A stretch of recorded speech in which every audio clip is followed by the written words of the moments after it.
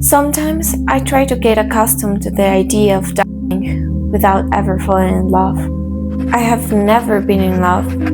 I don't know what it is. And I'm afraid this video is merely an attempt to encapsulate an esoteric concept in the box of my understanding by seeing it through the lens of the world's commentaries and culture. Welcome. My name is Pia Ambrae, and in today's video, I want to talk about something I've never experienced firsthand. Love. What it is, how it's been described, and why it feels like something both universal and unreachable.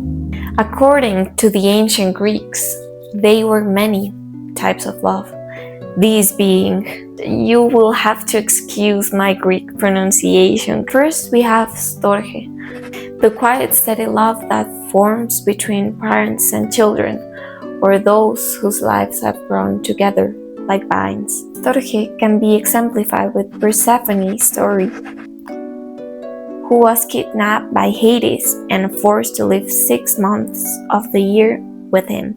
Her mother and goddess of harvest, Demeter, felt such sadness throughout the months she couldn't see her daughter that the crops would stop growing. Then there's Agape, the selfless care for another person's well-being, the altruists giving without expecting something in return. This love can be represented with Prometheus' sacrifice.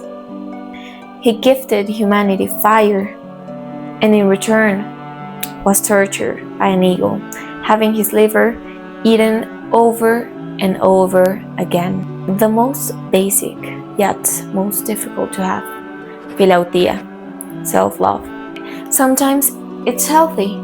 It's a foundation of confidence and dignity, but it can also rot into vanity. We can see it in Ovid's tale of Narcissus, the man who fell in love with his own reflection and wasted away because he refused to leave his beloved. There also was long-term commitment, namely pragma, the true until death do us apart. Homer's Odyssey, Penelope, Odysseus' wife, had many suitors, but decided to wait for her husband to come back, even though it seemed impossible. Excuse my pronunciation. Lodus is being flirty at the club, not really looking for anything, just having fun. It often happens in the first stages of romance, casual and playful. And if you talk about indulgence and lightness, you can't ignore Dionysus, god of wine and ecstasy. He was often seen with his adorers, the Maenads, wild women who enjoyed revelries and wished to remain virginal. And of course, the satyrs, ever chasing pleasure, and ludus. Ludus then can be a game, but not always mutual. Philia is friendship, true friendship, not just saying hi at the function. The love of equals, the love that listens, built on trust and loyalty. In Tauris, when Orestes and Pylades were captured and told one could go free while the other stayed to die, both refused. Each tried to take each other's place. That's Philia. And then there's Eros, romantic love that burns quickly, or sexual attraction. It's passionate love. Psyche wanted to see her husband so fervently that she went through many trials, as impossible as they seemed, to reunite with Eros. Last but not least, mania, love distorted by obsession and emotional dependency. Daphne was so sick of Apollo's wooing that she begged her father to transform her into a laurel, losing her life in the process. Perhaps the most fitting Greek category for much of contemporary love would be pragma, a practical, enduring form of affection rooted in lifelong commitment. But in a culture that often equates love with pleasure and self-gratification, what Aristotle would call the life of pleasure, a more fitting classification would be Eros, though reframed through a hedonistic lens. For Socrates, however, Eros was not merely a carnal desire, but the yearning for the virtues that we lack, and the constant pursuit of the good that consequently makes us better.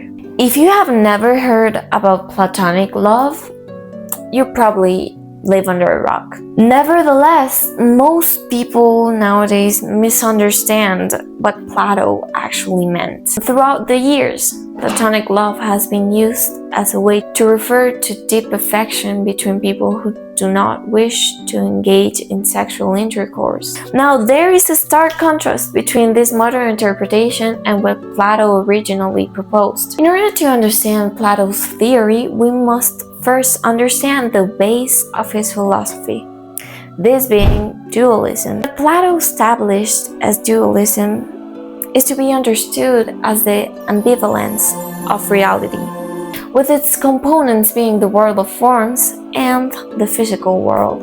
In layman's words, these realms are like oil and water. They may appear to mix if briefly stirred, but in truth, they remain separate and incompatible. Oil and water can be in the same glass. In the same way, we can experience both realms. Our minds are a part of the world of forms and are trapped by our bodies, which are bound to the physical realm. Love, then, is a way of grasping the world of forms, as we can never reach it completely. To summarize, Platonic love is a ladder towards the world of ideas. It begins with desire, but escalates away from the material, and culminates in finding the purest, highest form of beauty, stripped from its tangible qualities. In the same way Platonic love is a great source of joy, it is also accompanied by a lack of fulfillment. We can never reach its entirety. Consequently, we're left with this innate longing for a missing part of ourselves. This is reminiscent of the myth of androgens, told by Aristophanes in Plato's Symposium. According to the myth, androgens were creatures with both female and male composition. They had 4 legs, 4 arms, and 2 faces. Androgyne comes from aner, andro, meaning man, and gune, meaning woman. These great beings believed themselves able to defy Zeus. So, the chief of all the gods punished them by making them 2 different creatures. Thus, we humans have always longed for our missing half, as it was once part of ourselves. Our souls share a fondness and constant search for the world of ideas. This ties back to the myth of Psyche and Eros.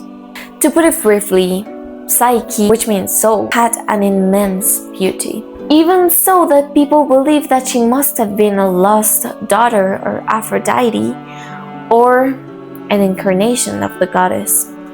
Aphrodite was so jealous of her that she sent her son Eros to make her fall in love with the most wretched creature.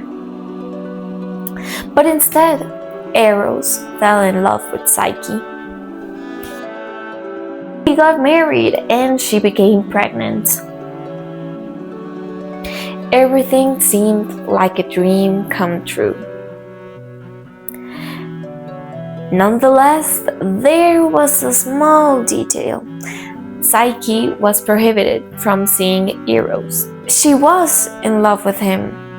She just couldn't physically see him. Sadly, her sisters, convinced Psyche that her husband might be a monster who would eat their baby once it was born. Persuaded by them, she lit a candle and looked at Eros, which made him vanish. Psyche, left alone and more in love than she ever was, had to go through many trials and tribulations to get her loved one back. This myth exposes the fight of the soul to get what it doesn't completely understand, going through all kinds of adversity to grasp Eros' love. Ancient Greeks' perspective of love has enlightened me greatly.